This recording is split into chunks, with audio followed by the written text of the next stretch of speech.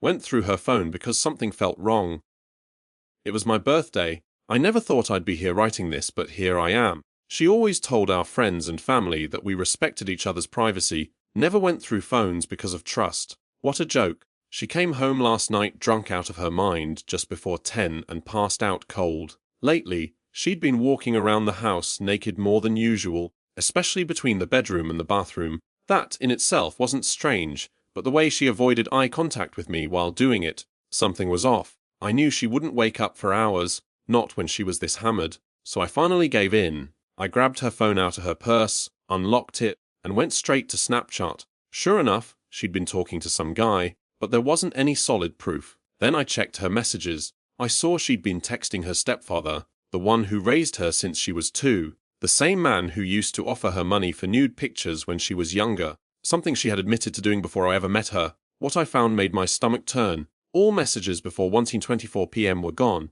The thread started with him saying, "Damn, looks like it's ready for Junior." She replied, "Yes it is." And then he said, "Well, I'm gonna have to go rub one out." I stared at the screen, sick. The rest of the texts were her drunk, asking for money because she got stuck with a $300 tab at some party. I knew something was off. I went into her deleted pictures, and there it was. A picture of her sitting on our couch, while I was in the next room, flashing her privates. Taken at 1:22 p.m., 2 minutes before that first message. There were more, many more. Explicit photos of her, taken almost daily for the last month. Snapchat only saves deleted images for 30 days, so I couldn't see beyond that. But I hadn't received anything like that in months. And even when I did, they were never this explicit. Then I saw nudes from a guy around our age. 2, in fact. And 2 more of her taken around the same time. I didn't know him, but I knew his girlfriend. So I messaged her, sent her the pictures, told her everything. I took screenshots of all of it, every last one.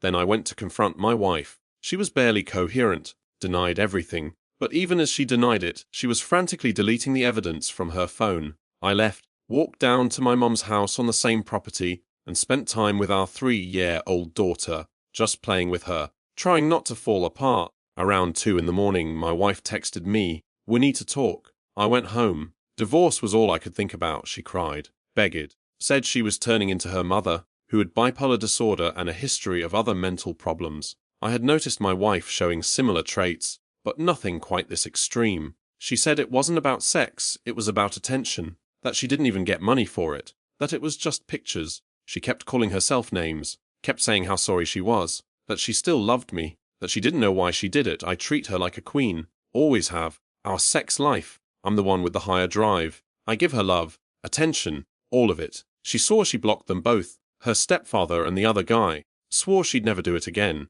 She thinks I'm giving her another chance. Maybe I am, maybe I'm not. I haven't decided yet. But what I do know is this: if she ever contacts either of them again, or sends another picture to any man, I'm gone. Divorce, no questions asked. The hardest part is my daughter. If I divorce her, she'll likely get custody. We live in Texas, and she'll move in with her mom and her mom's husband. Her stepfather owns that house, and years ago he made it clear I wasn't welcome there, because he was jealous, because he wanted her. She says she loves me. I believe she does. But can I trust her? She never really helped with our daughter, not much. Barely spent time with her, even when she wasn't working. After everything happened, she couldn't sleep. Neither could I. And then she still went to get her hair done that morning. Happy birthday to me. I'm writing this after being up more than 24 hours. And yeah, there's more. A lot more. But this isn't a novel. Just a story of betrayal. One I never thought I'd be telling.